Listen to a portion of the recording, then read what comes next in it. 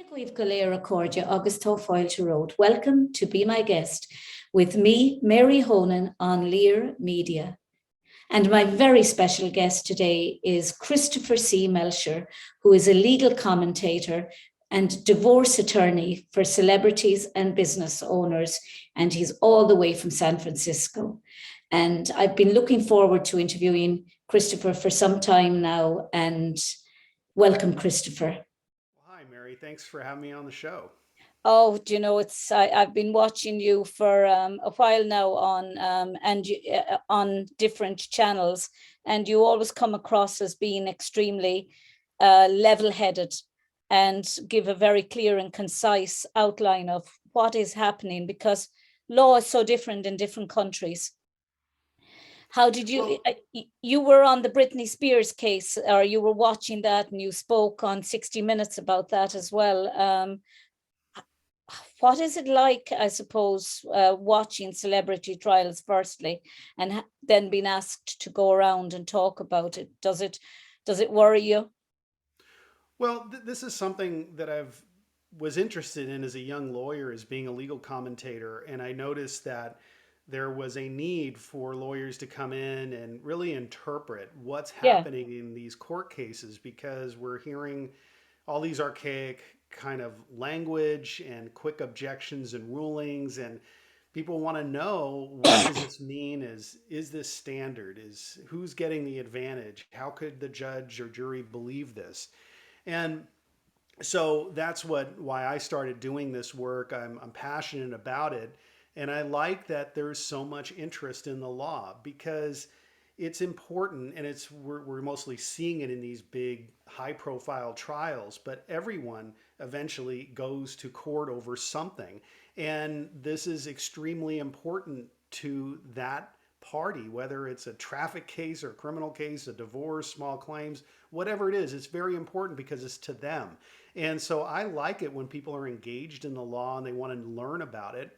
And so I'm happy to fulfill that role of trying to explain these things in simple terms. And then, of course, when you have these big cases like Britney Spears or the Johnny Depp Amber Heard Yeah. trial, they're glued to it, just like they were in the OJ criminal trial. They're watching everything and they want to know about it. So I like going along this journey with everybody I else. suppose before we start on the Johnny Depp Amber Heard trial, a friend of mine asked me to ask you to explain conservatorship as it happened with the Britney Spears case, because he's a huge fan of Britney Spears and was completely against this idea of conservatorship. And it seemed, on a human level, it seemed immoral that somebody could have that much control even over her person, not just her finances, but her person as well. How was that ever allowed to happen in the first place? Well, like you say, there's different. Every country has its different ways of dealing with problems of either mental health, developmental disability, and in California, where the Britney Spears case arose, we have a state instituted process where people who are unable to care for themselves can be taken into some protective custody for short periods of time and placed on a hold. And that is Mm. only while they're dealing with that immediate crisis, and it might only be a period of a day or two Yeah, or a there's couple usually a weeks. cutoff. In the, There's usually a cutoff. well, yeah. So that's state imposed. That's usually the police or fire department coming to somebody's home that they're maybe suicidal or something like that. And they'll take them into protective custody just for their own welfare or protect other people. You can understand And, that. but in Britney Spears' case, they used really a private mechanism where her father applied Mm. to be her conservator. Now, sometimes that's appropriate, where, say, you have somebody, a relative with Alzheimer's disease, and Yeah. they're never going to get better.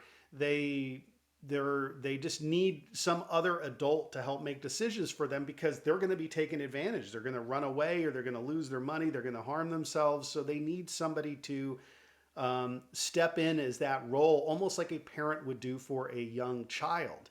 Yeah. And they're not to the level where they need to be locked up in a facility. And what happens is that because we have all these protections in banking and healthcare, like I can't go and access my brother's bank account Of information. course, I yeah. can't Yeah, yeah. go and make medical decisions for my brother. But if, God forbid, he had Alzheimer's disease, I would need, or some other adult would need to step in and make those decisions for him. Yeah. And that's where conservatorship comes in. That's what it was designed for. But it was abused by her father by asking for her child, for his, for Brittany to be placed under one of these private conservatorships. He misrepresented, I think, her condition. The court foolishly agreed that the conservatorship should be put on her without any notice, Mm. which is against the law in California. They have to give notice to the proposed conservatee. They have to also bring the conservatee to the court so the judge can look at this person eye to eye. Didn't do that. And she had the right to counsel, but when her counsel finally learned about this and came in, wouldn't do it. So the court Wow. violated the law.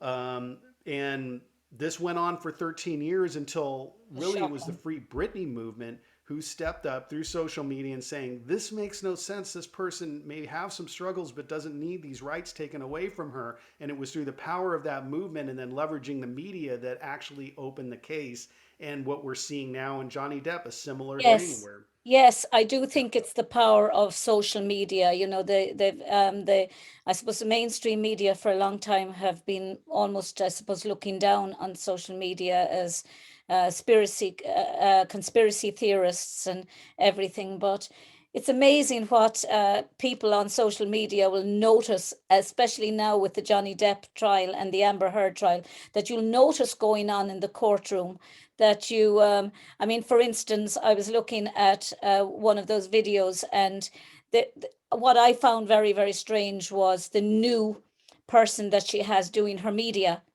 Amber Heard has doing her media, sitting in the audience or in the front seat, and having a conversation with her lawyers, and what appeared to be passing pieces of paper between her lawyer and her media company, if you like. And I'm wondering, is that legal? So it's allowed. There's no privilege for those communications, meaning that when an attorney and client speak, no one can learn of that. No one can penetrate that conversation. But there is no privilege between an attorney and a public relations person. So Johnny's team could potentially get that information. But this has been going on for a long time. And Yeah. I know when I was growing up, I trusted the media. I wanted to believe in the news, but then we saw the news shift, especially with this rapid pace of the internet, where they're chasing headlines and they want to be the first person on the story. And so they have let down their standards because things move so quickly. And what happens is the public is that we read headlines, we might not read the story. Hmm. And so you see these big headlines coming out there that grab attention. People make judgments based on that headline without actually drilling into the facts because it takes a long time to do that. We're also seeing things of manipulation. Yes. Sorry. We see a manipulation of the media that happened in Britney Spears' case, where the lawyers for the father, Jamie Spears, as conservator, were spending hundreds of thousands of dollars on public relations to push stories to the media outlets that Britney was ill and needed this conservatorship, and the media reported on that stuff as inside sources. So they manipulated the media for a long time. In the in Johnny Depp's case, we're seeing the power of the Me Too movement, where, as I think it was Richard Watkins, the Hmm. entertainment attorney who came in and testified for Johnny Yeah. Depp, He was explained really amazing. well. He was It amazing, it was, in he my view. articulated the Me Too movement as a shift in society where we wanted to believe and support the victim. And that made perfect sense that it's very difficult to come out as a accuser of a powerful person.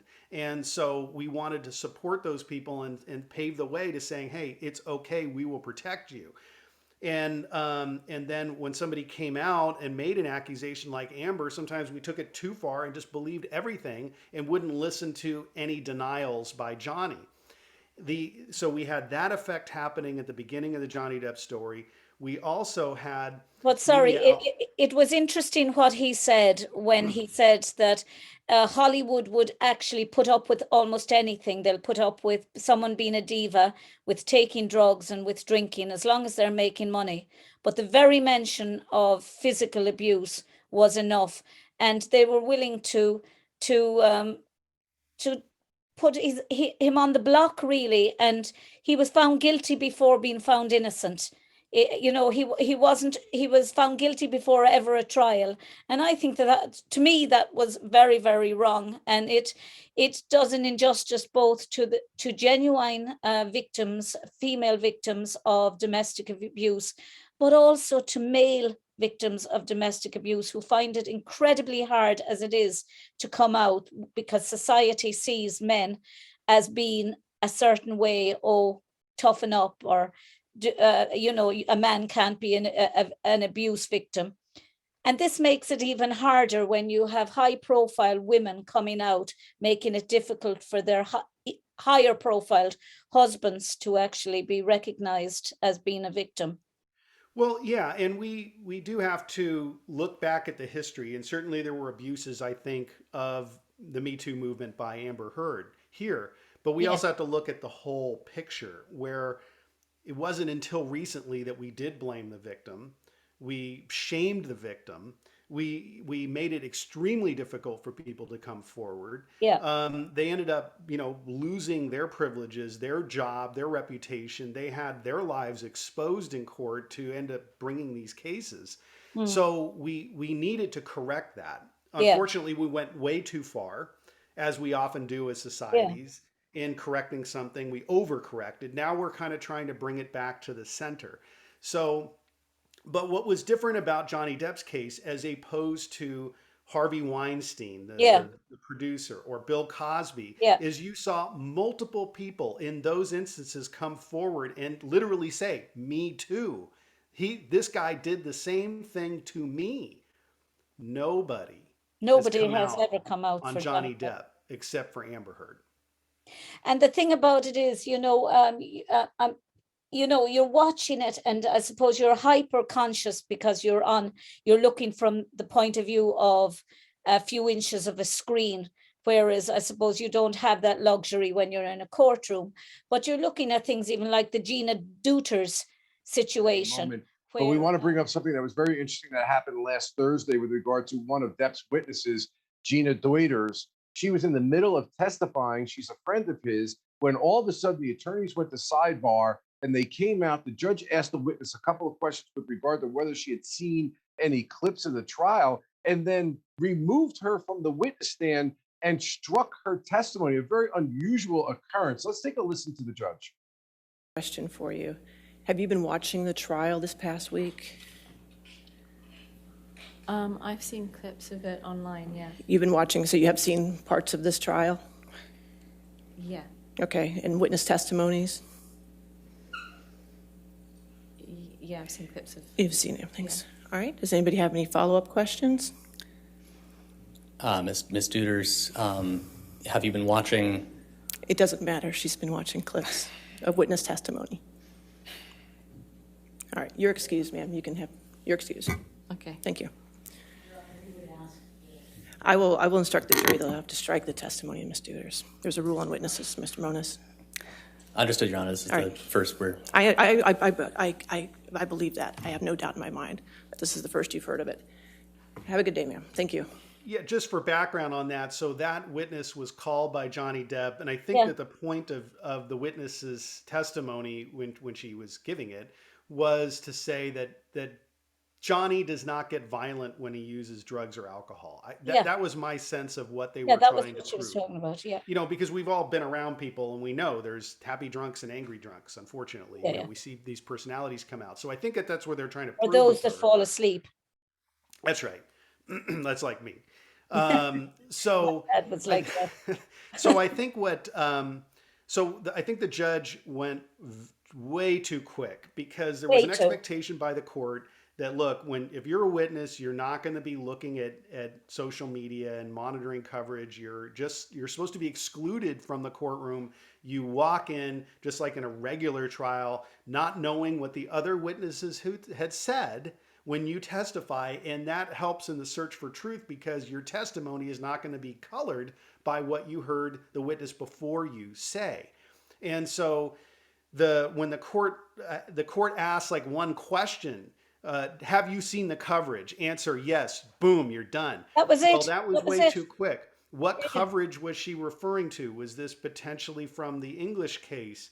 The other question that I would want to know is, did anybody tell the witness that you were not supposed to do this, or did the attorneys mess up and not carry that message? The other question is, what did you see and how much did you see of it? Because maybe she's watching the TV like everybody else, and you And can't up it help but comes in see this front. come up. And she would have said, yeah, I Yeah. saw 2 seconds of it and I turned it off. Yeah, She that's was not allowed exactly. to answer any of those questions. None.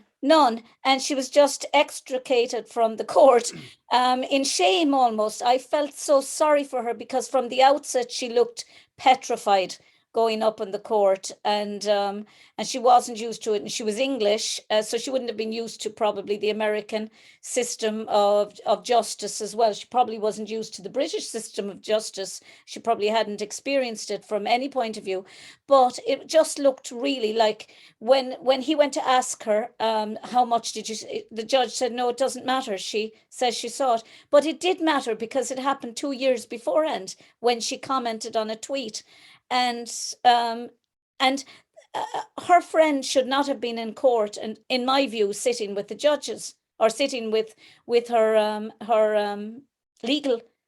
her legal team. But she was sitting there the entire time. And now you see her, as I say, her legal team handing her media company pieces of paper in court. And there is no sense of, I don't see any sense of, we have to make this look proper. They don't seem to care, at least to a non-legal mind. They don't seem to care that people are watching them going down with pieces of paper and handing them over, and then Well, media coming I, out. I think what we're seeing is, because most of the time, like almost never do we see a televised trial. We don't have a lot of, even though in the United States there can be televised trials, we don't see a lot. People just honestly are not that interested in most of these trials. So the courtroom behavior, some of these people may not realize, like, wow, this is being recorded, and we're seeing a bunch of people on YouTube and social media, TikTok, slowing it down and zooming in. So we have a level of scrutiny that we normally would never expect. Number one. Number two, I got to think both sides are doing this. There is a court case going in the court of Virginia. There's also a case going on in the court of public opinion.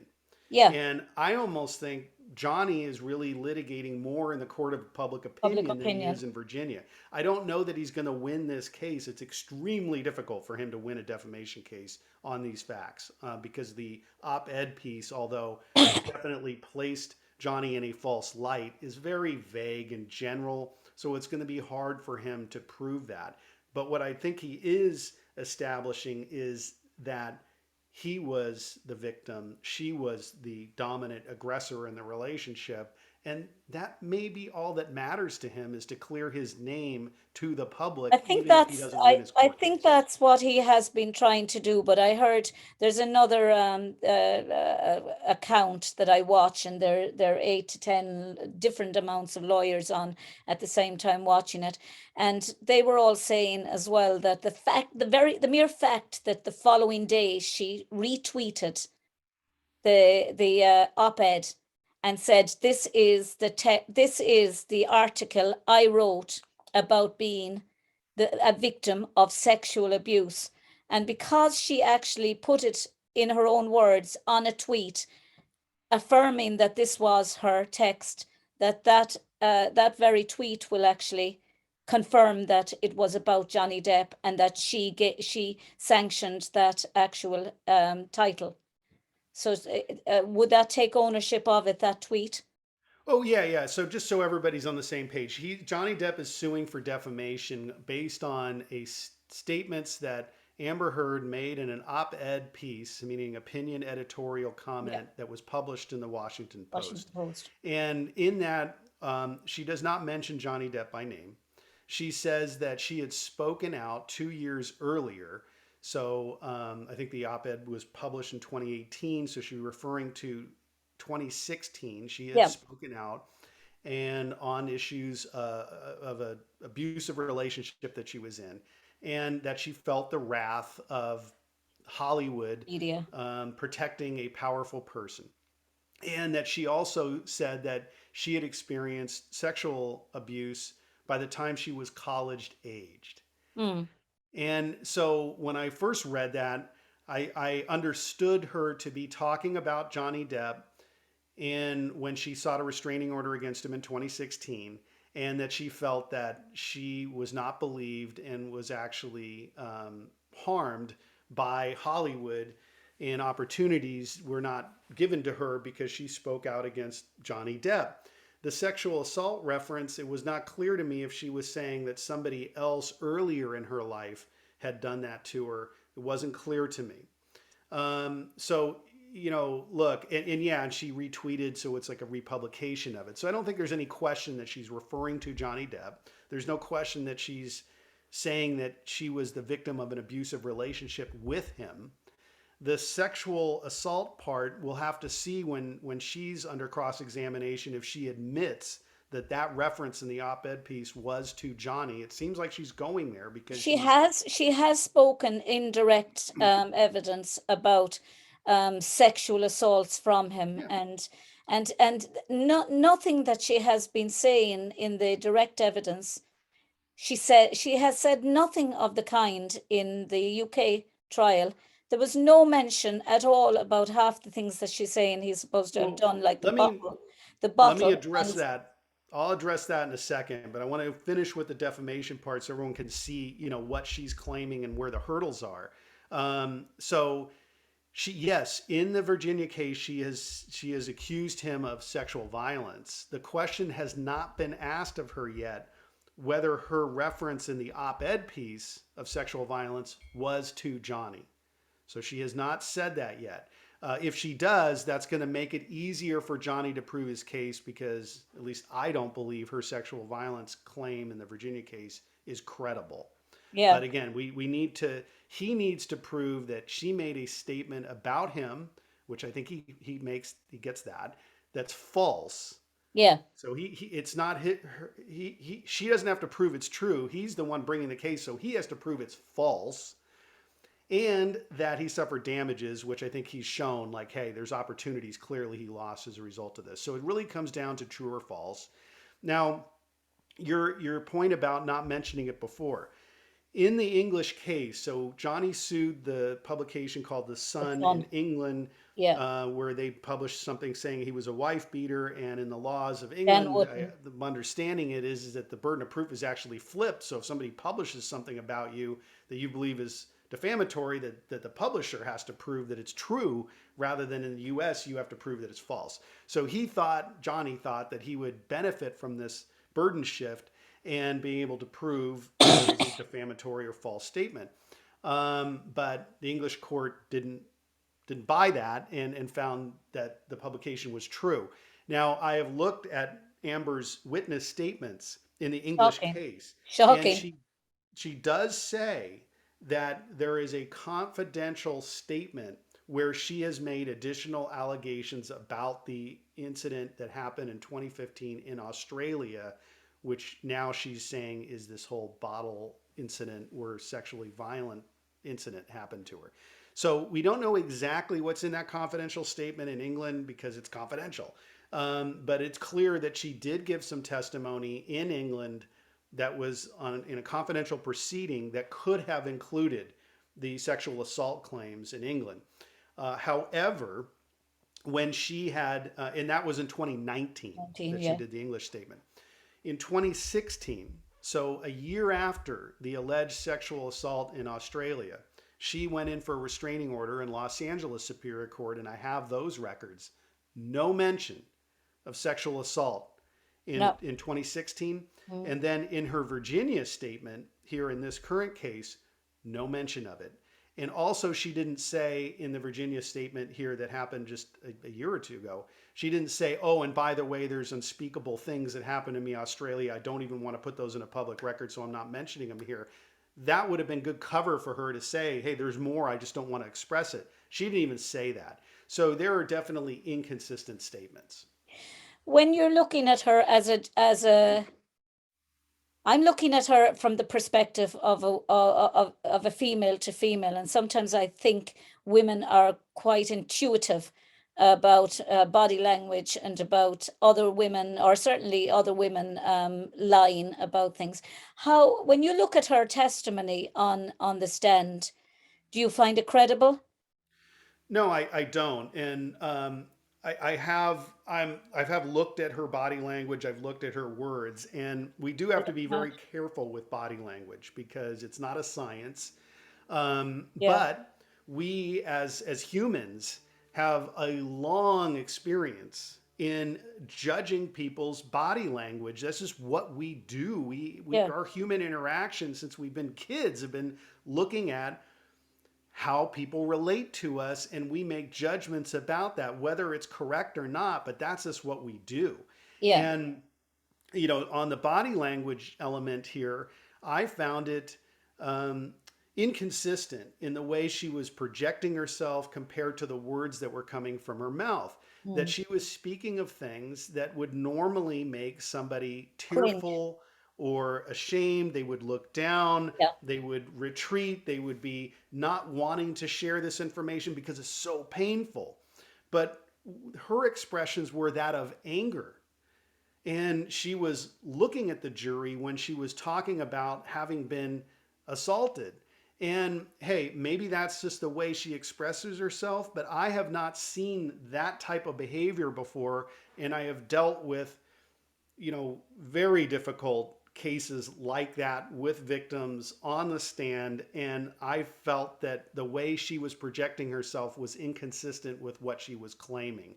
Again, that was just my take, but I don't judge her based on that because it's imprecise. I judge her based on lack of consistency, that the story has not held up over time.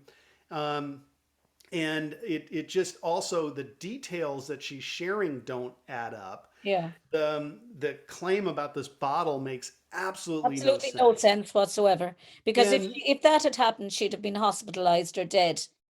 well, that's right. I mean, it's a horrific thing. And what we can learn from Dr. Curry, it's the forensic psychologist that Johnny Depp's team had hired to do an evaluation of Amber She's Heard. amazing. She It was was simply amazing.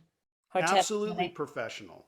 And so she spent a lot of time with Amber. She gave psychological testing. And Dr. Curry, was clear to saying she is not there to testify whether abuse happened or not. She says that's not a role for a psychologist. She was just doing an evaluation and giving a diagnosis, which he came up with borderline personality and histrionic personality disorders, where these are personality traits that this doctor found in Amber to exaggerate, to have wide mood swings between either I love you so much or I hate you so much, impulsivity, anger, that this type of personality could Hysteria. lie to place Hysteria. herself in a good light. But you can see it all coming out in her testimony. Everything that Dr. Curry said, it seems to be manifesting itself in front of our eyes with every minute of her testimony.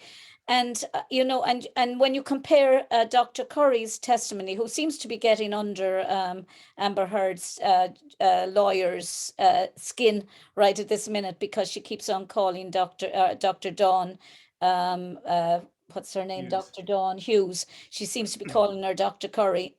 On 2 occasions, she's called her Dr. Curry.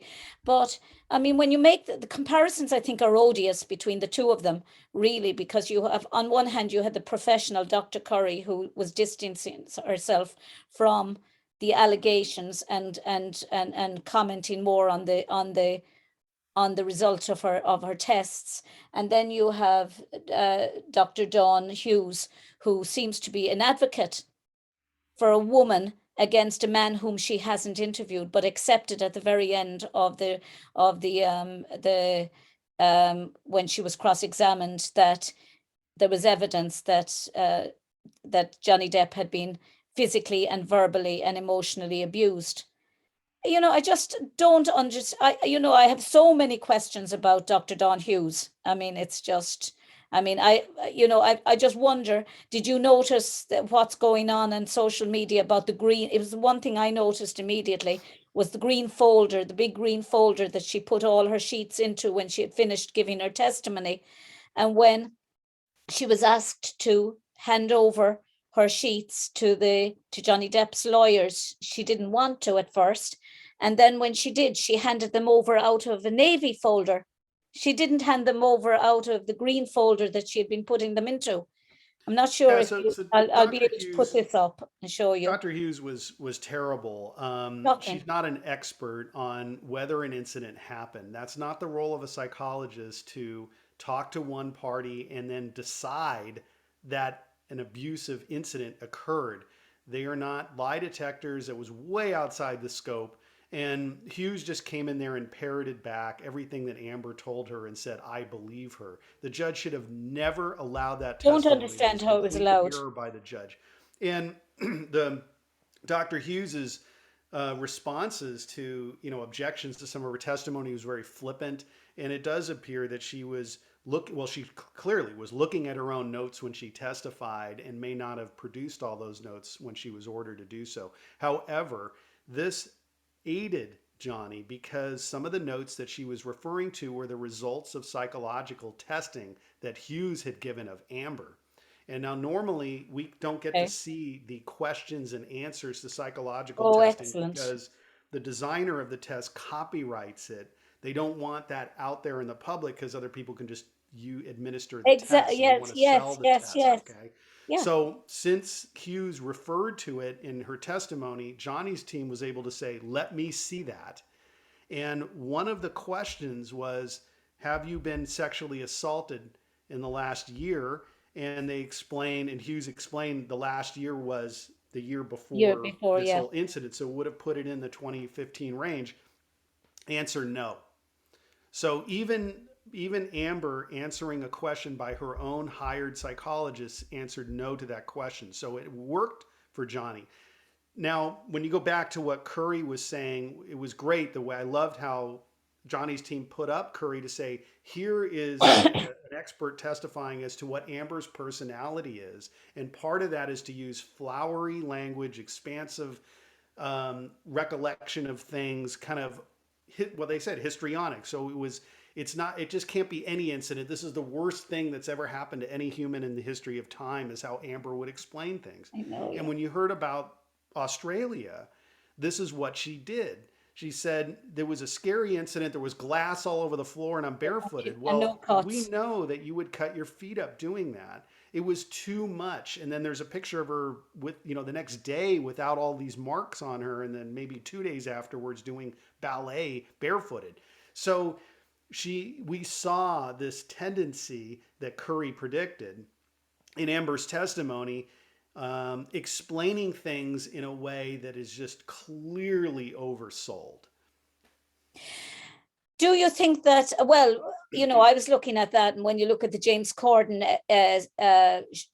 appearance the following day, and she had said that she had wrung people around and that she had broken nose and a busted jaws and a busted lip and bruised face and she said to her cosmetic or her makeup woman that morning, "Isn't it amazing? I came in here covered in bruises." And the woman is looking at her without a bruise on her face.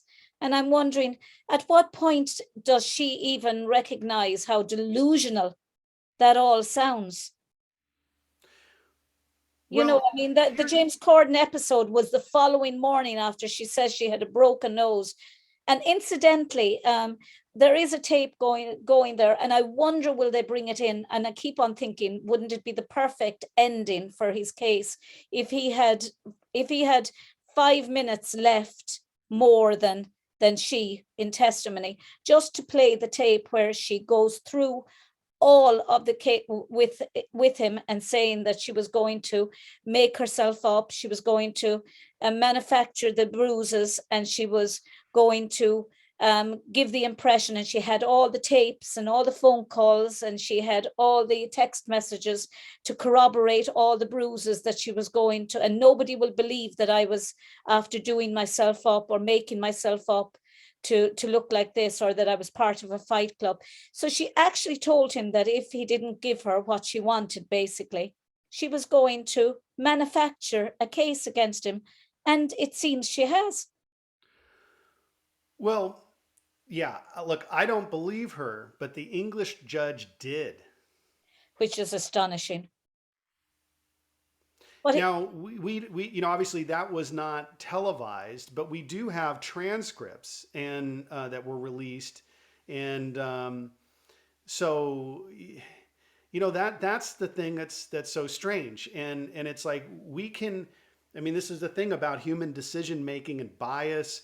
We can hear the same information, but come to different conclusions, and so we can't be so sure of ourselves that just because you and I have heard this information and discredit it and don't believe a word of it, we have this other human who's a judge in England who apparently heard the same evidence. I haven't gone back and compared. But he didn't allow any of the witnesses in. He didn't allow the police in. He didn't allow the likes of, I'm not sure if Isaac Baruch was allowed in, or any of the witnesses that he had weren't allowed to testify. I don't even know if Johnny Depp was allowed to testify in the case. And then there's talk about there being some conflict of interest between the judge. How true that is, I don't know. That his son worked for Rupert Murdoch, so therefore one would imagine he shouldn't have been on the trial. If there was any sense or even a whiff of conflict of interest. Well, so, and I've heard allegations about that. I don't know, if that impacted the court. But the thing is that the judge definitely heard from Amber, and when I just hear her, I don't even need any more information. Her statement is inherently unbelievable. Unbelievable. But we have this judge who believed it. And that's why I'm just saying is we have to be careful because she's told her story to somebody else and convinced that person that it was true. So we don't know. We can't predict what a jury will do. No idea how anyone could listen to her story and have feel that there was any validity to it whatsoever. Speaking of Isaac, what did you think of his testimony? So Isaac Baruch, do you know whether she was wearing any Amica cream?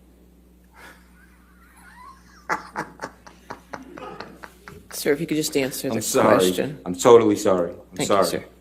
That, no. Are you familiar with Amica cream? What is it? Amica? Amica? Yes. No. Okay. When you say no makeup, you don't know she was not wearing makeup, correct?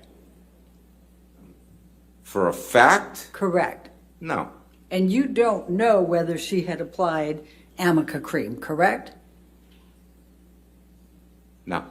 And I didn't even know what Amica cream is. All right. Do you know whether she had applied any Amica cream that morning to her face? No. And do you know whether Amber had any Amica cream on that day? No, I don't know. And I'll try to make this faster. Do you know whether Amber was wearing concealer, foundation, powder, or tint that day? I don't know. Again, do you know whether she was wearing any Amica cream?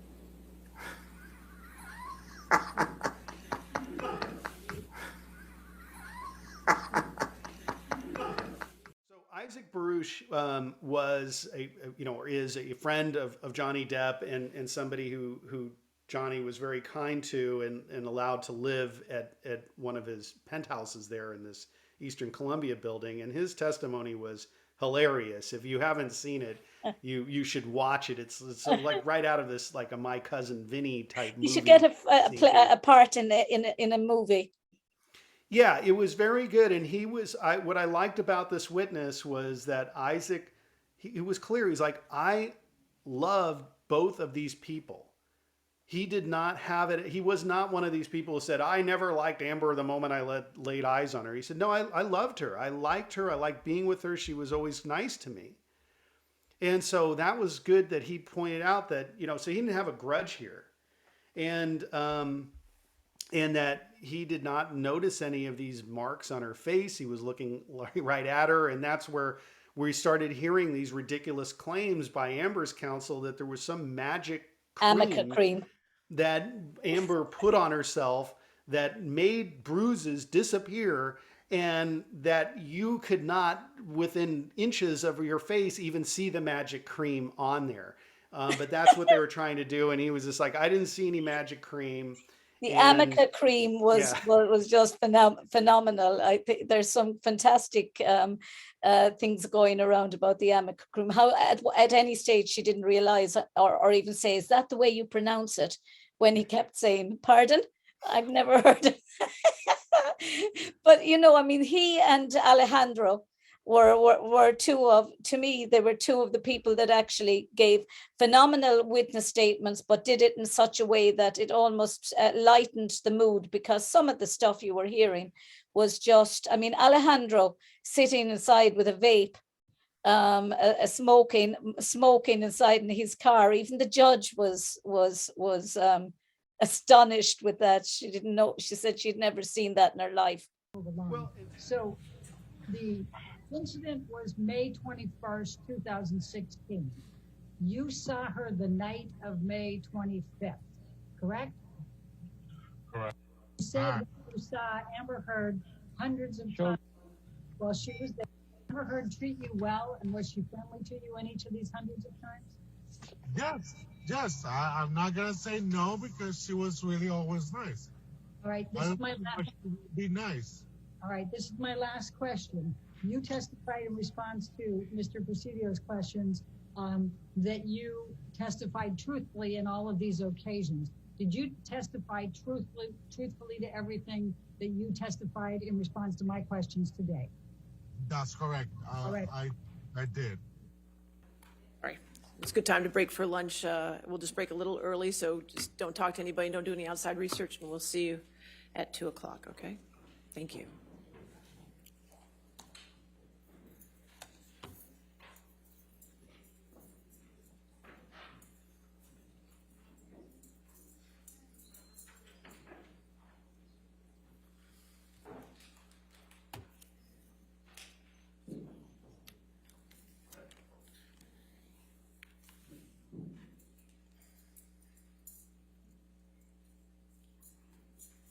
All right. That was a first, I'm sorry. I will say, Your Honor, that is the most bizarre deposition. Okay, all right, I was just gonna say, I've just never seen that before. I've seen a lot of things, but I've just never seen that. Driving that. Yeah, that did it. All right, so we will come back at 2. Is there anything preliminary before we get to the next deposition? You work. Well, and so what, on the background of that there was a doorman, who worked at this Eastern Columbia building. So he would control people coming in and out of the building and handle some security stuff. And so he was there to testify that, hey, he didn't notice any of these marks on Amber's face either. Now, what I loved about this witness is that, he got subpoenaed to testify. So he was commanded by court order to give some testimony before trial in what we would call deposition. And so in the United States, we can do that. I know in other places you can't, but in the United States, we can send a subpoena to somebody as an attorney and saying, we command you to come into our office or do it via video and give a statement under oath. And it's a tremendous power, and it scares people. If they're witnesses, you don't want to be involved in this. And it's like, am I going to get in trouble? What do I say? Do I need a lawyer? It's scary. And so and lawyers have wielded that power for a long time. And what I love is Alejandro said, I'm not giving you that power. Like, if you want me to testify, fine. What you're going to get is I'm going to put my iPhone on my dash and I'm going to drive to work, probably because he can't take time off. His employer's not going to give him time off. He can't afford to lose money. So he's saying, you want my testimony? You're going to get it while I'm driving to work. And I'm going to answer these questions. And he's like driving around, backing up. And it's hilarious because he's saying, I'm not giving you that power over me.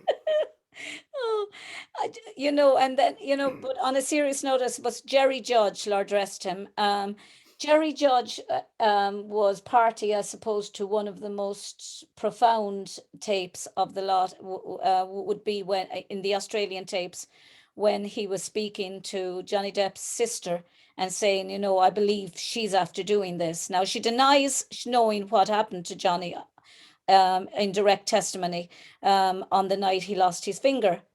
But on the tapes, you can clearly hear her screaming, I'm sorry, I didn't do it deliberately. Johnny thinks it's my fault. And then she says, I didn't do it deliberately, I'm sorry. And then Dr. Kipper says, when she goes into her room, what's going on there now is that's guilt. Now, I don't think Dr. Kipper was, I think, there was a conflict of interest there because he was both their doctors.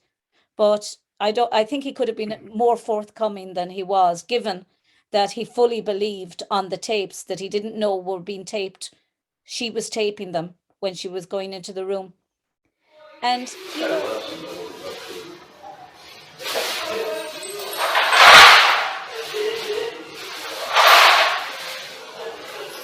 maybe she should have something.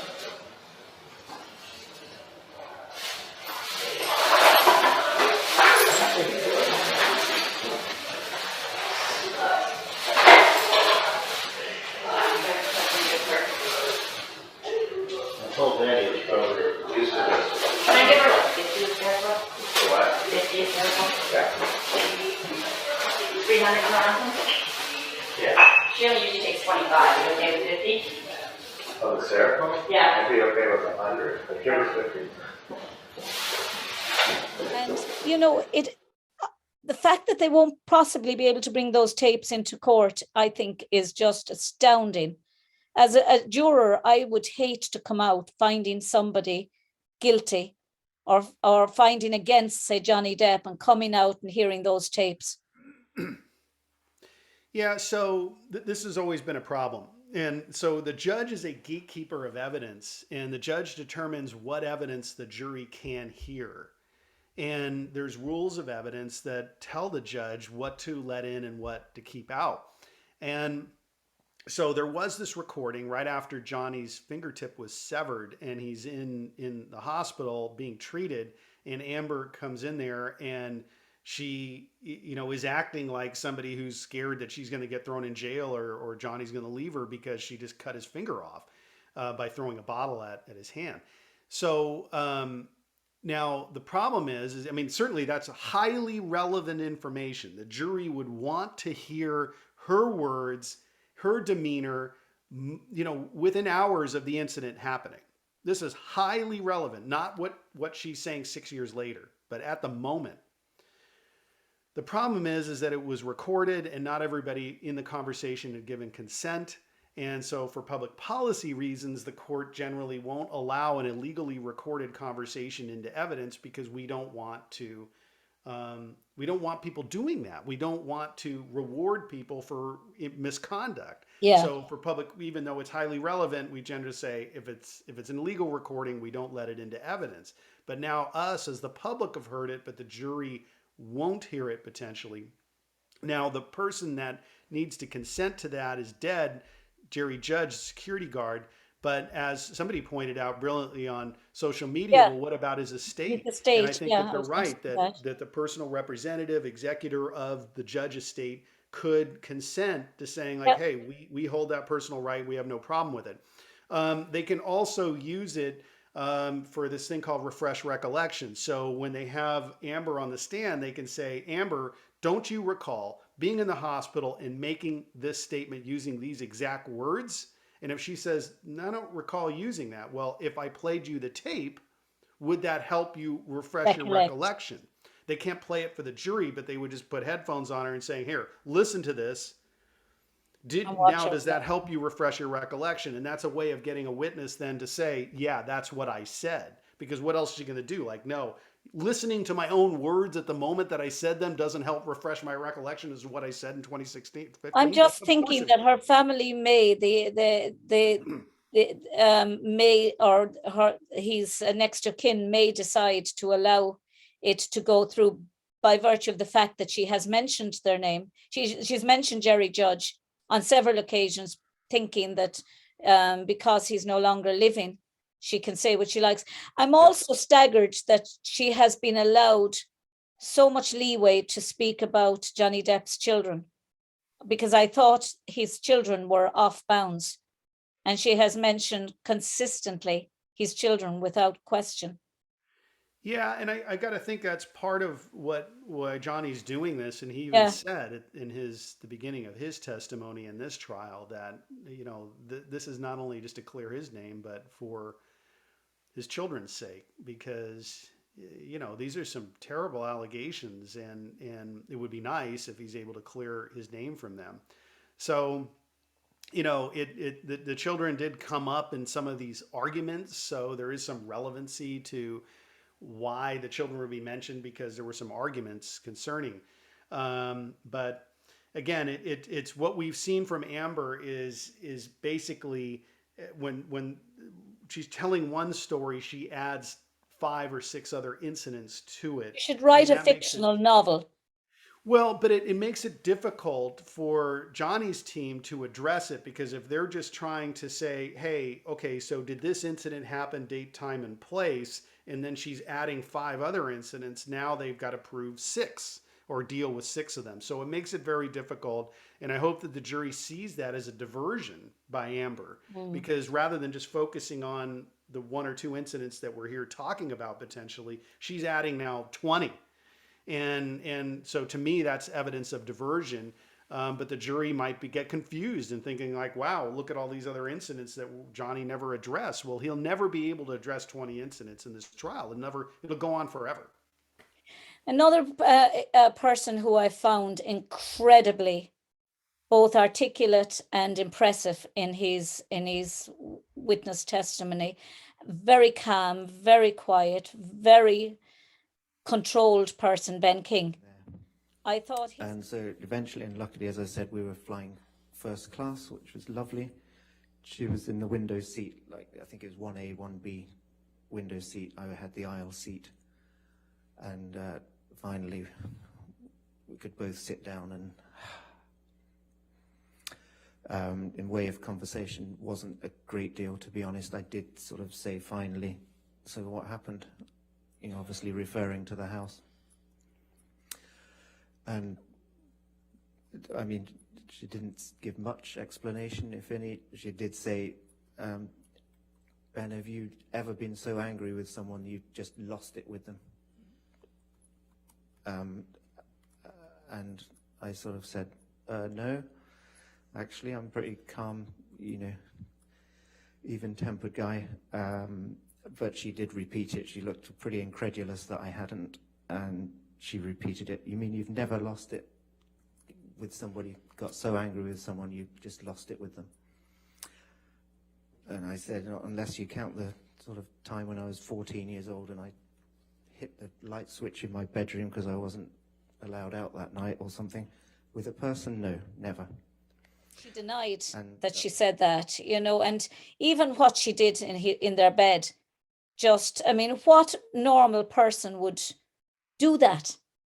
Yeah. You're and she's sitting there in court without even blinking when it's coming out, and I don't know, I can't make her out at all. I can't make out. Up to the time when she made her statement, she was motionless. And suddenly she's making her statement, and she can go from being absolutely hysterical with no tears to when Johnny's lawyer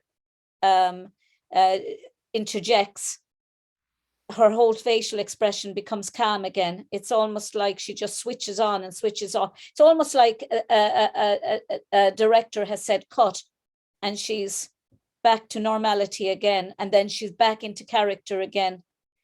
And that's what I find with her. Yeah, that's again, with Dr. Curry's diagnosis or description of her personality traits, we are seeing coming out in Amber's demeanor on the stand, where we're seeing these wide swings. And when we have seen people come into court, and it was a case recently, I can't remember which one it was, but this only happened maybe within a few weeks ago, that there was an accuser on the stand in a trial facing their accused and being questioned, and literally just ran out of court saying, I can't do this. Yeah. And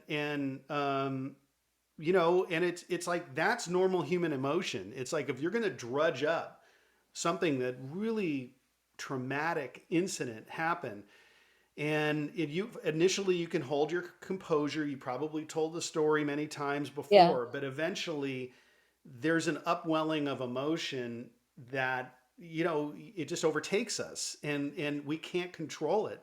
We haven't seen that with Amber. And she's been on the stand for 2 days talking about things that are unimaginable, unspeakable things that she claims happened to her. And again, it's just, I do not see her emotions, her projection of those emotions being consistent with what she's saying.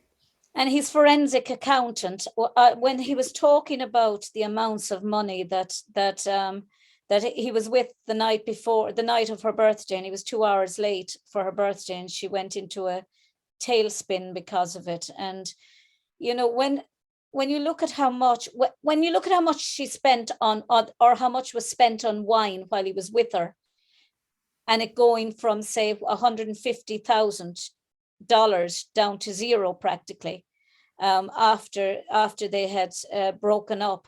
And when you look at the amount of money that she had gone from 4 million to 7 million to 14 million, he would have had to earn something like 30 million, because she wanted him to pay the taxes as well. So she wanted it all tax-free. And then she went on and said that she was on TV in I think the Netherlands, to say that she was had donated 350 million, was it, to the ACLU, and 350 million to the Children's Hospital, and none of that money had been donated. And actually were all kinds of accusations flying your way when you said all this, and then there was a divorce settlement, you got $7 million. People were saying this is all about the money, but then you did something that twisted that whole argument. What did you do with that money? $7 million in total was donated to, I split it between the ACLU and Children's Hospital of Los Angeles. ACLU is a human rights organization. Sorry, ACLU is a prominent organization, nonprofit organization in the United States. It's called the American Civil Liberties Union, and they work on behalf of marginalized communities on the ground and in legislative reform. And well, more power to you, because that's something that I've never heard I wanted nothing. But Emma, did she think that Johnny Depp was not going to challenge at any stage? Did she think that none of this was going to come out? What is your interpretation of somebody like that? I've never seen somebody like that, to be honest with you. Well, look, I mean, in terms of the spending, I mean, Johnny is a generous person. So we saw, like with Isaac Baruch, I mean, he gave Isaac a couple $100,000 to pursue art. And Malcolm Isaac was passionate about that. He was not a professional artist. He let Isaac Baruch live in his house for free. So Johnny's a very generous person. So I don't think we criticize or can criticize Amber for being the recipient of that generosity. That's how he is. And the guy makes a lot of money. Okay, number one. Number two, the divorce settlement was large, but I'm not surprised that it was large, because they were married without a premarital agreement in California. Okay, but she wouldn't sign it. He made lots of what? She wouldn't sign it. Well, it doesn't matter. He married her without a prenup. Idiocy. Nobody forced him to marry her. No. Okay, so again, it's like I'm Team Johnny, but you can't be Team Johnny and then ignore the facts. Yeah. So he married her in California without a prenup, and he made a lot of money during that marriage. So of course there's going to be a financial settlement. So I don't think that's a fair criticism. Yeah, her demands went up and up, but he paid them. Right? So that doesn't bother me that he made a settlement. He agreed to that. What bothers me, and I think what bothers him, is that she had claimed or was going to use settlement proceeds for charitable purposes, ACLU and the Children's Hospital of Los Angeles. And then she went out there and took credit for it and said, I donated. Yes, I took all this money from Johnny Depp, but I'm such a good person that I gave it to charity. I didn't And want that to. made both of them look good. But what ended up happening is that she ended up, I don't know if it came down to maybe $350,000 that she gave of her own money, maybe. But she got Elon Musk to use some of his charitable money to give to ACLU and give credit to Amber. So it turned out that she was lying about that. That's where the criticism is. It's not for getting a financial settlement as a result of a divorce, but to say that she had donated that to charity when in fact she hadn't done so. But look at all her friends that were surrounding her. And I suppose the one thing that I'm thinking of throughout the whole lot of it is, in all the abuse she says she suffered at the hands of Johnny Depp, she has got one photograph with of a clump of hair that somebody said looked, somebody who's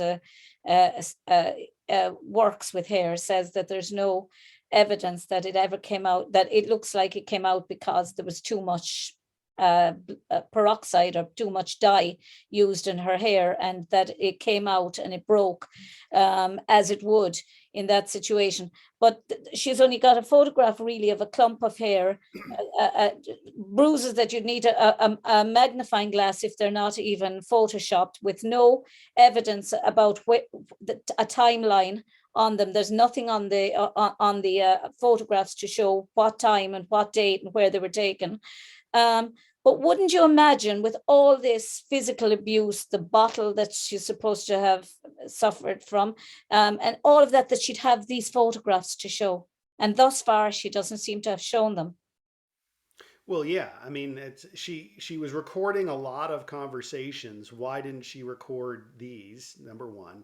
Number two, the incidents that she's describing, there would be, I mean, it would be terrible evidence of that her face would be showing this happen. She took photographs of herself and claimed to have black eyes and stuff like that on other incidents. So why didn't she take pictures of all these things to document that? So the lack of consistency here in documentation of it, and then when we see her photographed several days after these incidents and don't see any evidence of the marks.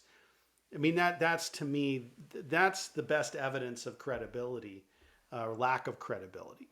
And I think Malcolm Connolly was a great, Malcolm Connolly being able to testify that he saw her arm go over his shoulder as he was trying to take Johnny out and punch him directly in the face. I'm thinking, I feel sorry for, I feel sorry for abuse victims of every gender, if you like, but it's particularly hard for men anyway to get a hearing. And I'm hoping that the Johnny Depp trial will actually make it easier for people to realize that there's a He Too movement, or that there should be a He Too movement created out there. Well, there's definitely a bias that I see in the law when men come forward and claim that they were the victims of abuse by a female. And that's unfortunate, but I think it's still there. And we also see men not wanting to come forward because they figure, well, they don't want to get their partner in trouble. They don't want to be embarrassed. They don't want to risk not being believed. They don't want to risk having a false claim like we're seeing here, I think, of them saying, no, you hit me. And now that person, the guy gets into trouble now or arrested. So we're seeing that. I'm hoping we will, enlighten ourselves to understand it's like in partner abuse, it's not gender specific. And we're noticing, and I think Johnny's team did a great job in going through his background and saying that as a child, Johnny had witnessed his mother being abusive towards him or experienced that. And his way of coping with that horrible upbringing was to withdraw and retreat and eventually go into drugs. And then he finds a partner that apparently was very similar to his mom, an abusive female. And the way that Johnny coped with that was through drugs and alcohol and through retreating. We saw him go into the bathroom. Some of the recordings by Amber is like, no, you need to continue listening to me, and the fight's not over till I tell you it's over. Yeah. So she was the dominant aggressor. He was retreating. And she was calling him a coward and telling him that he was to man up. Yeah, it's clear that she was the dominant aggressor, and he did not want that conflict, and that when he withdrew, that made her even more upset. And Dr. Curry explained that that would bring up these feelings of abandonment and insecurity that Amber had, that how dare you walk away from me or leave me? I'm not, very, very sick stuff. So, but her courtroom demeanor during her testimony is one of an aggressive person. I mean, her facial expressions, the words she's using, she's angry and aggressive, dominant personality. Johnny's demeanor was, passive. He looked beaten. He looked beaten down at the start, but he seems to be like the metaphor I can use is like a flower kind of opening. It just seems every day, and thanks to the Mr. Chu, he seems to be a lovely man. Constantly look at him trying to steal sweets from his desk, but he seems to be a calming man for him. And I think it's a good idea that he doesn't look at Amber Heard throughout, that he continues to doodle as an artist. I think, when I was ever stressed about anything, I doodle because it focuses your mind. And I think he's doing the right thing by sitting there just doodling, because it's keeping him calm. Because it must be shocking to have to listen to yourself listen to you being accused of the most horrendous acts. But I suppose finally, Christopher, I hope you don't mind me calling you Christopher. What do you think, and how relevant do you think? Actually, I'll say finally. What do you think is the relevance of her mentioning Kate Moss, and what do you think that will affect? How do you think that'll affect the case? Because it seemed to be what the lawyers wanted on her side. Does it allow them to bring in her prior abuse towards her ex-wife? So when Amber Heard was testifying about an incident that happened on the stairs, that Amber says that Johnny and her were arguing, and that Amber's sister Whitney had put herself in between the two at the top of the stairs, and that Amber was concerned that Johnny was going to push Amber's sister Whitney down the stairs, and that all Amber could think about was Kate Moss, and that Amber then punched Johnny in defense of Amber, thinking that punching Johnny would keep him from pushing her sister down the stairs. So that's what the jury heard. Now, the jury would not know details about Johnny's past or Amber's past in that kind of level, because if they were so aware of these parties, they wouldn't have been picked on the jury. So the reference to Kate Moss probably makes no sense to any of the jurors, because how would they know? It does put a seed in their head thinking, why did she say Kate Moss? Exactly. Now, what does that mean? Does that mean they must think that is relevant to something, that somehow somebody named Kate Moss must have been pushed down the stairs, whether by Johnny Depp or not. And that's why Amber, what she's claiming is that she was acting in defense of another, and that some Kate Moss incident gave her the belief that she needed to defend her sister. Okay, so when Johnny's team heard that testimony, Mr. Chu gave kind of a triumphant kind of move with his fist, saying "got her," and thinking, okay, this is now opened the door to bringing in Kate Moss. So for background, Johnny Depp had dated Kate Moss many years ago. And Amber apparently claims that Johnny had pushed Kate Moss down the stairs And that's why Amber believed that this was going to happen to her sister, and she needed to punch this guy at the top of the stairwell to keep it from happening. Again, horrible tactic, but that's what she's apparently claiming. And now Johnny can bring in Kate Moss. Kate Moss was on Johnny's witness list at the beginning and apparently was not allowed as a witness because it was too attenuated to bring in a prior relationship. But now Amber has opened that door and can bring her in. I don't think that it goes then to the next level of saying, well, we can bring in testimony or evidence that Amber was arrested for domestic violence against one of her prior partners. I don't see any connection there, honestly, legally, between the Kate Moss reference and what Amber has done in prior relationships. I'm not buying that. Yeah, but I don't know. I just think that, I mean, his security guard was quite emphatic that on the stairs it was he, Johnny Depp, and Amber Heard, and that Amber Heard leaned over and punched Johnny Depp as he was getting him away. There was no mention of Whitney Heard or Whitney being there at that particular time. So it's just, I think, it's possible that she's trying to muddy the waters or create a kind of throw everything in there and something will stick. Well, this is the problem. This is where she lost me right from the beginning. If Amber Heard would have taken the stand and said, hey, I have done terrible things in my relationship with Johnny.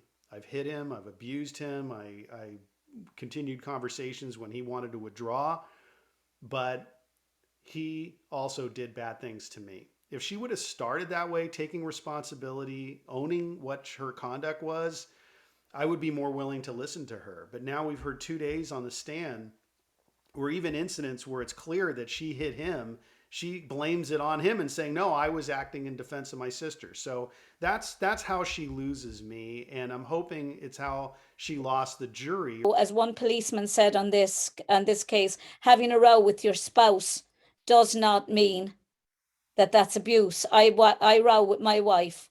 So I'm just hoping that they'll be able to differentiate between somebody trying to articulate or getting angry with somebody who's abusing them, and it's continuous abuse, and at some stage you're going to verbalize or you're going to say things that you probably didn't mean to say because you're angry with that person who's constantly barraging you with insults and negatives all the time. What do you think that is there a possibility of that happening, that they'll understand, differentiate between verbal abuse or between fighting, arguing, normal everyday arguments to the abuse that she's leveling at him? Well, that's what they should have used Dr. Hughes for, and unfortunately they misused Hughes to just parrot back information. But what Hughes could have contributed better to was to explain that abuse can take all different kinds of forms. It's not certainly limited to acts of physical violence, that there can be name calling and other coercion, things like that can constitute abuse. And that would then help Amber in her defense when she says, I was in an abusive relationship, that it doesn't necessarily mean physical violence. And so we've seen Johnny do and say some things that were wrong. And maybe he's just reacting to what she's doing. But again, Amber didn't need to go then add 10x to everything she's saying. She could have just said, like, look, we was mutually abusive.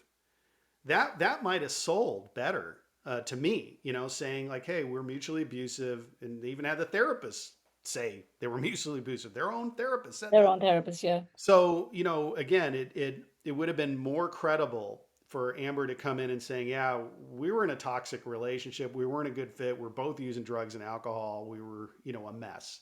And we both did bad things to each other. That might have been enough just to convince the jury. How bad or good do you think the cross-examination of Hughes was? Well, I mean, because I see good things in it. And I listen to people who say it was shockingly bad, but I see the good things that he actually brought out of it. Yeah, it's hard for me because I mean, this is what I do for a living, and particularly dealing with psychological experts on the stand. And I didn't even need to hear the cross. I could hear from myself when Hughes was testifying that she was way outside the bounds of her expertise, and that she was acting, like you say, more like an advocate. I didn't even need to hear the cross. Now, but the jurors aren't going to have that background, and they're not going to understand that a psychological expert can't predict or tell us whether an act of abuse occurred in the past because they weren't witness to it. And so it can be confusing. So I think that the cross got out the information. It's saying like, hey, Hughes, you weren't there. You didn't see this. You didn't even talk to Johnny. And so the points were made, maybe could have been better. But Hughes is a dangerous witness because she is advocating. She's not going to sit there and admit to anything. I think it could have been stronger. But again, hopefully the jury using common sense would say, come on, you're a psychologist. You can't sit there and interview one person years later while going through litigation and getting all this self-report and then conclude that an incident happened years earlier. That makes no sense. Yeah. Well, Mr. Christopher Melcher, thank you so very, very much for being my guest today. Well, that was the wonderful Christopher C. Melcher, legal commentator, divorce attorney for celebrities and business owners, all the way from San Francisco. Thank you very much, Christopher, for being my guest on Be My Guest this evening. Shindera Leshon Clor, that's the end of the show for today. Until the next time, Lacuna of Day, Bawalam tu Galer Chiacona, Sonus August Gra, I wish you peace, happiness, and love. August Gade Shiv Sloan.